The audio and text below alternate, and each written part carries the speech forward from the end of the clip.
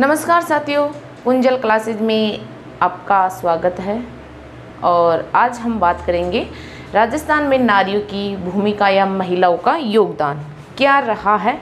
तो अब उन सब के बारे में हम विस्तार पूर्वक चर्चा करेंगे कि ऐसी कौन कौन सी महिलाएं हैं जिन्होंने राजस्थान में अपना बहुत महान योगदान दिया था, जिनको आज हम अति सम्मान के साथ उनका नाम लेते हैं।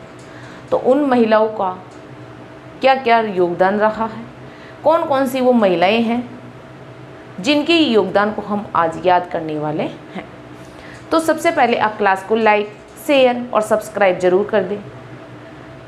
अब बात करते हैं, क्योंकि आपकी एग्ज़ाम जो फर्स्ट ग्रेड वाले बच्चे हैं तो उनकी बिल्कुल नज़दीक आ चुकी है एग्ज़ाम, तो उनको अब ढिलाई बिल्कुल नहीं बरतनी चाहिए। अब उनको बिल्कुल मेहनत करनी, जी जान लगा देनी चाहिए मैं, ठीक है। तो हम बिना किसी देर करीब अपने सेशन की ओर बढ़ लेते हैं। सबसे पहले है रानी पद्मिनी। रानी पद्मिनी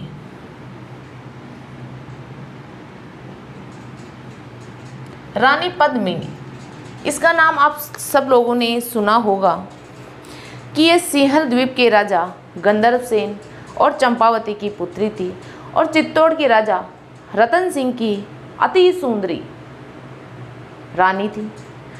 1303 में जब अलाउद्दीन खिलजी ने इसे पाने की लालसा के लिए चित्तौड़ दुर्ग पर आक्रमण किया तो रानी ने जौहर कर लिया था। और राघव सेन और हीरामन तोता का संबंध इसी रानी से है। तो ये सिंहल द्वीप के राजा गंधर्व सेन वह चंपावती की पुत्री है। चंपावती की पुत्री मेवाड़ के राजा या चित्तौड़ के राजा रतन सिंह की रानी। चित्तौड़ के राजा रतन सिंह की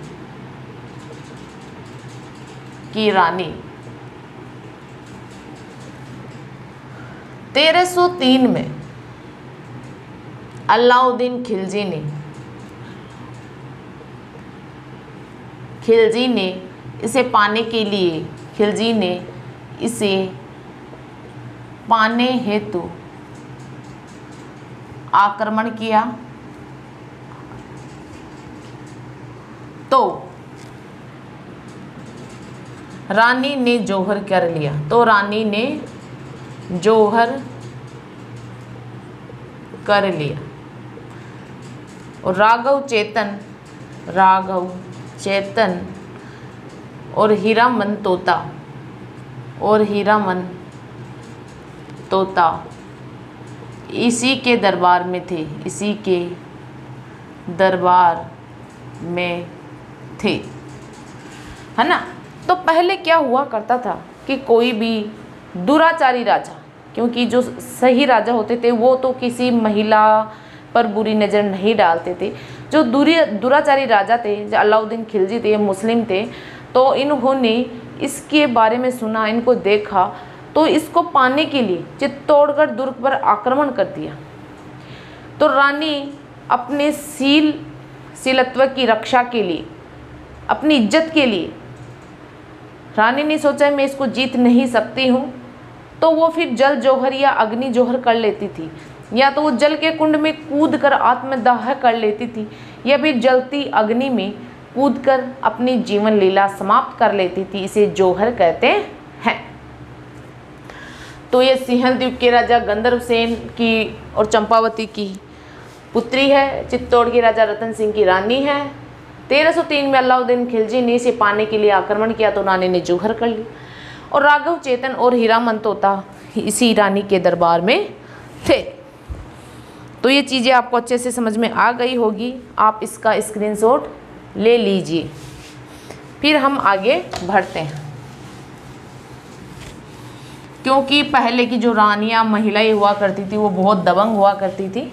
आज वाली फिर भी इतनी दबंग नहीं है, जैसे रानी लक्ष्मीबाई है, फिर अगली रानी आपके हंसाबाई। हंसाबाई, इसका भी इतिहास आपने पढ़ लिया होगा। जब आप मेवाड़ पढ़ते हो तो हंसाबाई को हम पढ़ते हैं। ये मारवाड़ के राठौड़ राव, मारवाड़ के राठौड़ राव चुंडा की पुत्री है। चुंडा की पुत्री, रणमल की बहन, रणमल की बहन और मेवाड़ के राणा लाखा की पत्नी। और मेवाड़ के राणा लाखा की पत्नी। अब पता है इस मतलब कि जो राणा लाखा बूढ़ा हो गए थे तब उसकी शादी हुई थी, है ना। तो इसके एक पुत्र हुआ था, पुत्र का नाम क्या था? मोकल। तो इसकी शादी इस शर्त पे हुई थी कि अगर इससे जो पुत्र उत्पन्न होगा वही मेवाड़ का शासक बनेगा तो हम इसकी शादी लाखा के साथ करने के लिए तैयार है और अन्यथा नहीं। तो राणा लाखा ने यह शर्त स्वीकार कर ली थी। फिर इसके पुत्र उत्पन्न हुआ मोकल। अब मोकल था एक था राणा चुंडा। अब चुंडा ने इस मोकल के पक्ष में संपूर्ण राजपाट त्याग दिया था, संपूर्ण राजपाट त्याग दिया था। तो इस राणा चुंडा को मेवाड़ का भीष्म पितामह कहते हैं। लेकिन इस विवाह से मेवाड़ की स्थिति अति शोचनीय हो गई थी। मेवाड़ एक बहुत शक्तिशाली राज्य था, लेकिन इस विवाह को होने के बाद मेवाड़ की दशा बहुत खराब हो गई थी। तो ये बात भी आप लिख लो। मोकल, पुत्र मोकल, मोकल के पक्ष में, मोकल के पक्ष में राजपाट त्यागने के कारण, मोकल के पक्ष में राजपाट त्यागने के कारण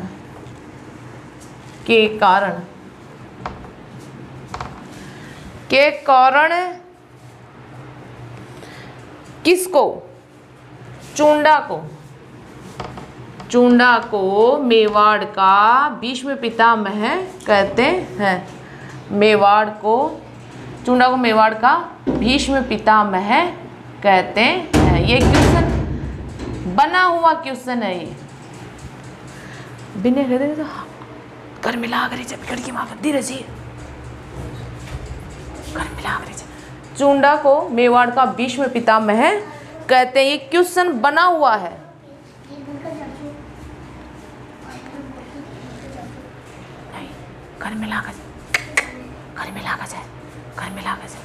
है ना। तो इसको मेवाड़ का भीष्म पितामह किसको कहते हैं? राव चुंडा को। तो ये बातें आपको अच्छे से समझ में आ गई होगी। ये मारवाड़ के राव चुंडा की तो पुत्री थी, चुंडा की पुत्री, रणमल की बहन और राणा लाखा की पत्नी। इसका विवाह वैसे चुंडा के साथ होना चाहिए था, लेकिन लाखा ने शर्त रखी कि हाँ नहीं, मेरे साथ इसका विवाह किया जाए। तो फिर उन्होंने एक ही शर्त रखी थी कि इसके जो पुत्र होगा वही मेवाड़ का राजा बनेगा। तो मोकल के पक्ष यानी पक्ष में वोट देने के कारण, यानी इसकी वजह से राजपाट त्यागने के कारण चुंडा को मेवाड़ का भीष्म पितामह की उपाधि दी गई थी और इस विवाह से मेवाड़ की स्थिति अति शोचनीय हो गई थी।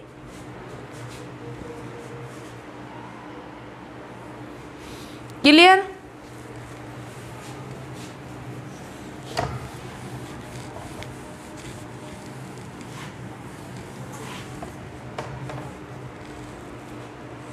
फिर है आपके भारमली।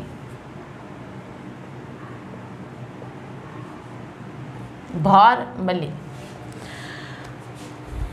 ये कुंभा की माता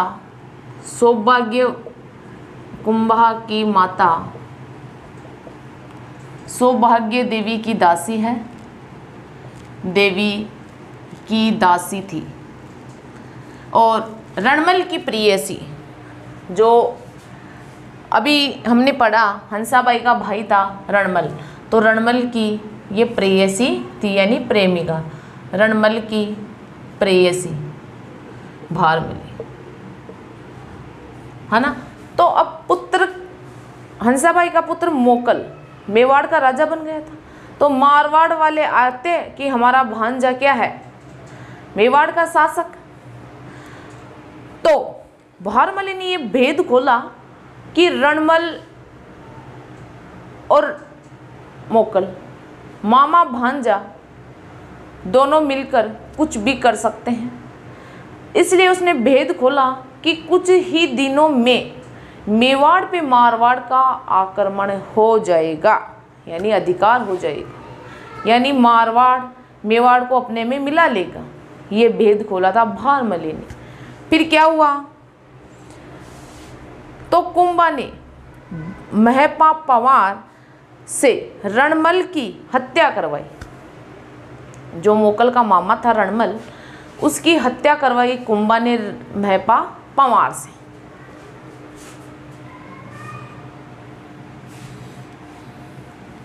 रणमल की प्रेयसी भारमली ने भेद खोला, भारमली ने भेद खोला कि मेवाड़ पर राठौड़ों का अधिकार हो जाएगा, राठौड़ों का अधिकार हो जाएगा,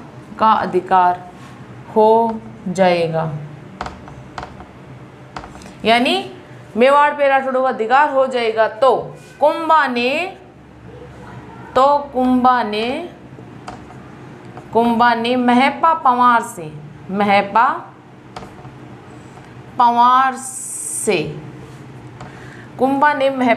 से रणमल की हत्या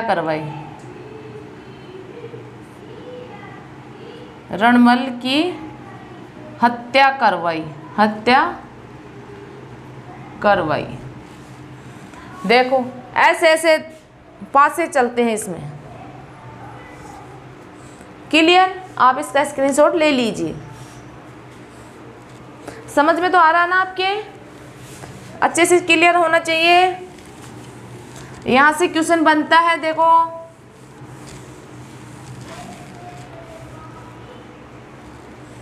फिर है रानी कर्मावती।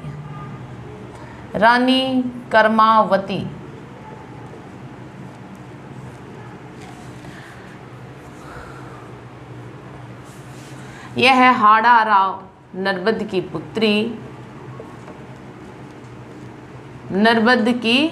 पुत्री और राणा सांगा की और मेवाड़ वाले और राणा सांगा की प्रीति पात्र रानी। क्या थी प्रीति पात्र रानी? जिसके आग्रह पे सांगा ने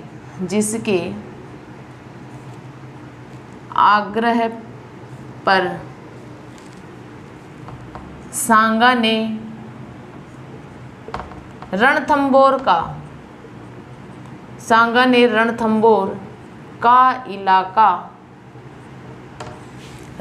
का इलाका किसको दिया? रतन सिंह के स्थान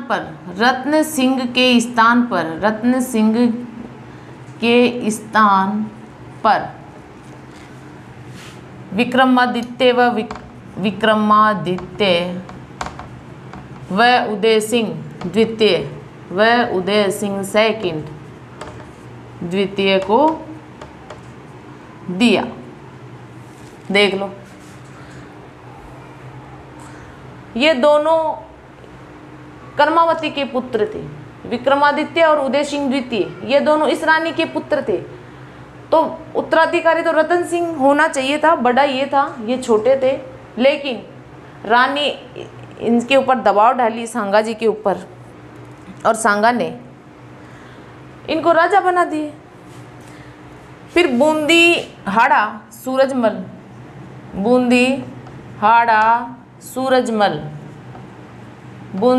सूरजमल को इनका संरक्षण नियुक्त किया, संरक्षण नियुक्त, क्योंकि बच्चे थे, इतना सोच मतलब कि खेले पाई खिलाड़ी नहीं थी, है ना। फिर 1534 में क्या हुआ, क्या हुआ, आपने दुर्ग भी पढ़ लिए हैं। 1534 में 34 के साके में, जब साका हुआ, साके में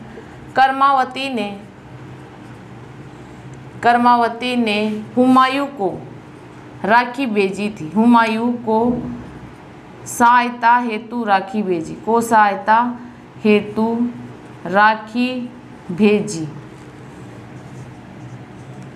किंतु हुमायूं सहायता करने में असफल रहे, सहायता करने में असफल रहे, असफल रहे। और फिर क्या हुआ, बाघ सिंह और सज्जा ने सिंहा ने वीर गति प्राप्त की, रानी ने जौहर किया 13,000 महिलाओं के साथ। तो आप इसका स्क्रीनशॉट ले लीजिए।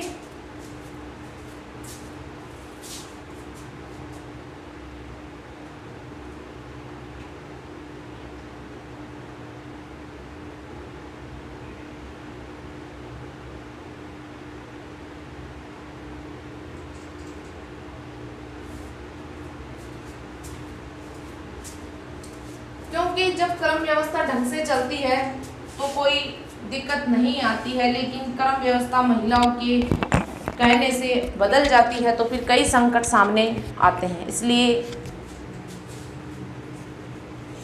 ऐसे संकट लाने की नौबत नहीं आनी चाहिए। स्क्रीनशॉट ले लीजिए फटाफट।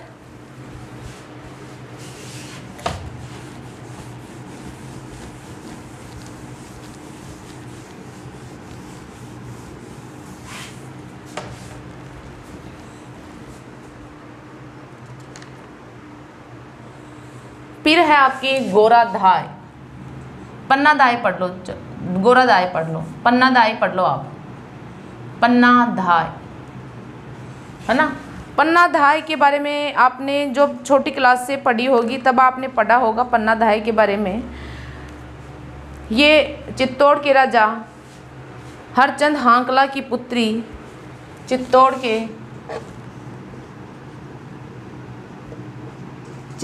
के हरचंद हांकला की पुत्री, हरचंद हांकला की पुत्री, सूरजमल की पत्नी,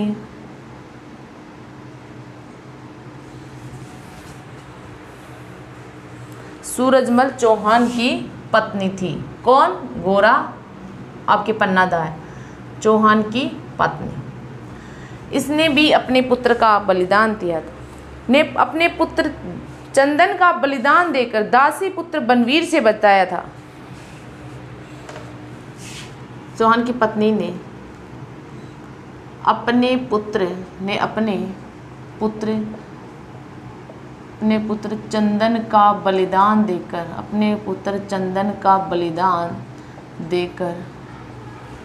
दासी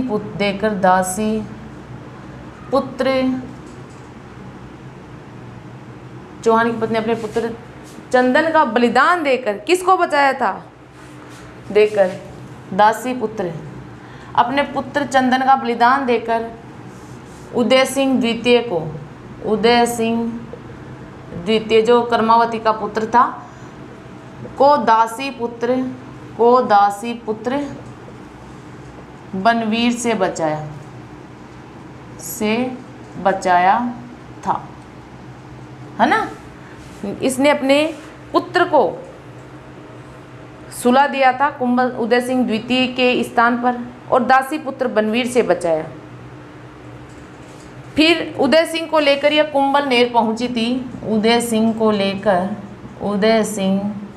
द्वितीय को लेकर कुंभलनेर पहुँची, कुंभलनेर पहुँची। फिर किसको संभलाई थी? आशा देवपुरा को। किसको संभलाई थी? पहुँची। किलेदार आशा देवपुरा ने, किलेदार आशा देवपुरा ने, देवपुरा ने अपने पास रखा, ने अपने पास रखा। देखो, कोई माँ अपने पुत्र को दे सकती है क्या? कोई माँ नहीं दे सकती। इस कलयुग में कोई माँ अपने पुत्र का बलिदान देकर किसी दूसरे पुत्र को नहीं बचा सकती है। फिर इसका अभिषेक, उदय सिंह का अभिषेक, उदय सिंह का अभिषेक 1537 में कुंभलगढ़ में हुआ। 1537 में कुंभलगढ़ में वह हुआ। देखो, ऐसी ऐसी महिलाएं थी पन्ना धाय। आज के ज़माने में कोई महिला ऐसी नहीं है जो अपने पुत्र को इस तरीके से मरता हुआ, कटता हुआ देख ले। बिल्कुल भी संभव नहीं है। लेकिन पन्ना धाय ऐसी महिला थी। आप इसका स्क्रीनशॉट ले लीजिए।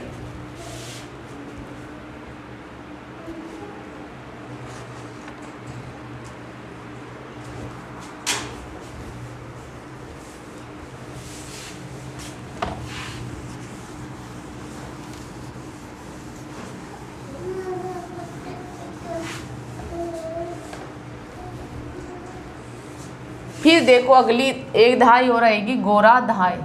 गोरा धाय ये थी आपके जोधपुर की, और पन्ना धाय मारवाड़ की थी, वो सॉरी मेवाड़ की थी, और ये मारवाड़ की है गोरा धाय। ये क्या किया इसने? 1679 में मेहतरानी का वेश धारण कर, मेहतरानी का वेश धारण कर, का वेश धारण कर, यानी ये मेहतरानी का वेश धारण करके छुपकर हवेली में हवेली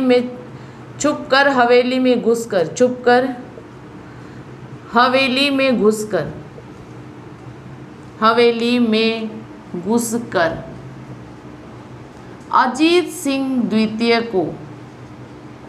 अजीत सिंह को उठा लाई थी। अजीत सिंह को उठाकर अपने पुत्र को सुला दिया, अपने पुत्र को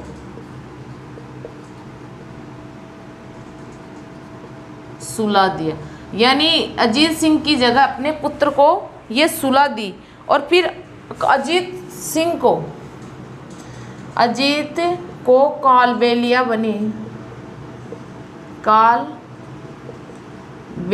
बने मुकुंद दास, जो मुकुंद दास खिंची था ना, मुकुंद दास खिंची को सौंपा और औरंगजेब से बचाया,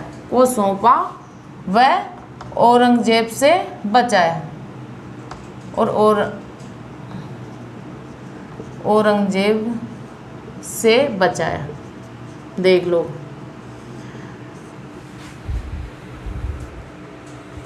इसलिए इसे राजस्थान की दूसरी पन्ना, राजस्थान की दूसरी पन्ना, और क्या कहते हैं इसको? मारवाड़ की पन्ना कहते हैं। मारवाड़ की पन्ना के नाम से इसे पुकारते हैं, की पन्ना कहते हैं। देख लो, गोरा धाय बहुत इम्पोर्टेंट है। ये जोधपुर की है। 1679 में मेहतरानी का वेश धारण कर हवेली में घुसकर, छिपकर हवेली में, यानी मेहतरानी का वेश धारण कर ली थी, क्योंकि मेहतर जब अंदर जाते हैं, झाड़ू पोछा करते हैं, तो कोई इनके ऊपर शक नहीं करता है। तो अंदर जाकर घुसकर अजीत सिंह को उठाकर अपने पुत्र को सुला दी थी। और फिर जो कालबेलिया मुकुंदास खिंची थी, वो कालबेलिया का वेश धारण कर रखे थे, है ना, तो उसको पकड़वा दी। अब कोई जानिए इसी का पुत्र है, कोई गौर नहीं करता है ऐसी बातों में। फिर तो उसको संभला दी और अपने पुत्र का बलिदान दे दिया इसने। तो इसे राजस्थान की पन्ना, दूसरी पन्ना, पहली पन्ना तो पन्ना धाई है, और राजस्थान की दूसरी पन्ना और मारवाड़ की पन्ना के नाम से जाना जाता है। इसकी छतरी भी बनी हुई है। इसकी छतरी है मेहरानगढ़ दुर्ग में, छतरी मेहरानगढ़ दुर्ग में, मेहरानगढ़ दुर्ग में, देख लो, ये होती है बात। अब इनकी छतरी तो बनना जरूरी था, क्योंकि जब ऐसी महिलाओं की छतरी नहीं बनी तो फिर बनेगी किसकी?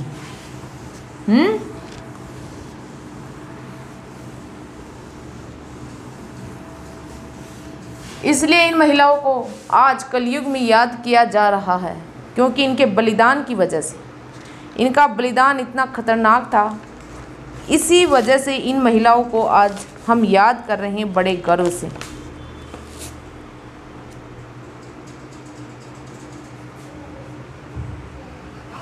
फिर है रानी जयवंता बाई।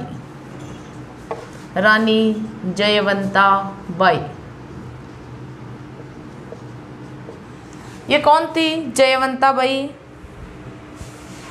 ये पाली के सोनगरा अखिराज की पुत्री, पाली के सोनगरा अखिराज की पुत्री और उदय सिंह की रानी, उदय सिंह की रानी।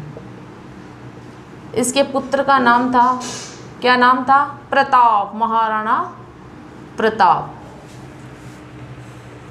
और इसकी उपाधि थी, उपाधि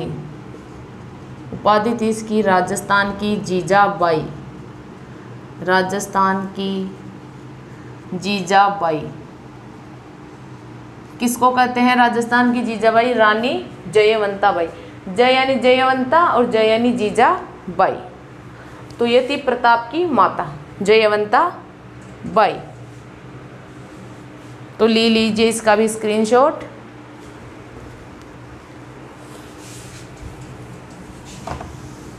फिर अगली रानी कौन सी है? अगली रानी है धीरबाई रानी भटियाणी। धीरबाई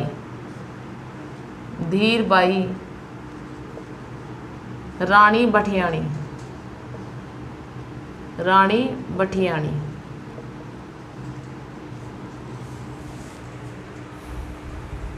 ये थी जैसलमेर के भाटी राजवंश की पुत्री, जैसलमेर के भाटी राजवंश की पुत्री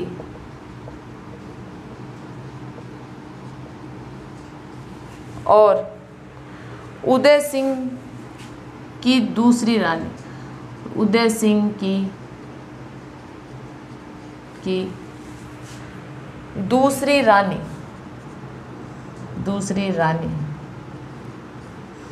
जिसके आग्रह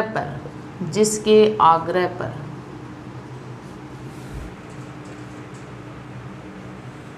बड़े और अयोग्य प्रताप की जगह, दूसरा जिसके आग्रह पर बड़े व योग्य पुत्र राणा प्रताप, योग्य पुत्र प्रताप की जगह जगमाल को उत्तराधिकारी नियुक्त किया गया। जगमाल को उत्तराधिकारी नियुक्त किया गया। देखो, जबकि प्रताप बड़ा भी था, योग्य भी था, और जगमाल छोटा था, अयोग्य था, लेकिन रानी भटियाणी के कहने से उदय सिंह ने प्रताप को ठुकरा दिया और जगमाल को उत्तराधिकारी घोषित कर दिया। ऐसी होती महिलाएं, सब कुछ करवा लेती। ये देखो,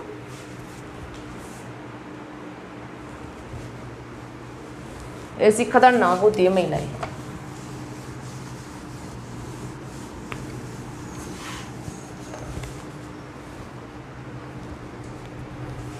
फिर है अजबदे पंवार। अजबदे पंवार यह कौन थी? ये प्रताप की पत्नी, प्रताप की पत्नी अजबदे पंवार।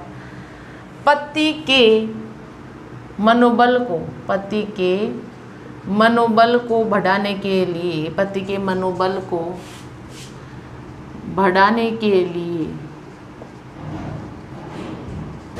महलों त्यागा था ना, वह ऐश्वर्यों को त्याग कर, ऐश्वर्यों को त्याग कर, त्याग कर जंगल के कष्टों को हंसते हंसते सहा था। देख लो, यानी जब महाराणा प्रताप ने अकबर का विरोध किया था तो अकबर से परेशान होकर, दुखी होकर वो जंगलों में चले गए थे। कभी सोने चांदी के बर्तनों में खाना खाते थे तो कभी मिट्टी पे रख के खाना खाने शुरू किया था। महलों में सोते थे तो उन्होंने जंगलों में शयन किया था। तो अपने पति के मनोबल को बढ़ाने के लिए ये भी अपने पति के साथ साथ जंगलों में कष्ट सह रही थी, जैसे श्री राम जी के साथ उनकी पत्नी सीता ने सहा था। उसी प्रकार अजबदे पंवार ने भी अपने पति प्रताप के साथ इस तरह के कष्टों को सहन किया। इसलिए हमेशा पति को परमेश्वर मानकर उनकी इज्जत सम्मान करनी चाहिए और उनके साथ ही अपना जीवन व्यतीत करना चाहिए। तो यहाँ तक आपको अच्छे से समझ में आ गया होगा। फिर मिलते हैं अगली क्लास में। जय हिंद, जय भारत।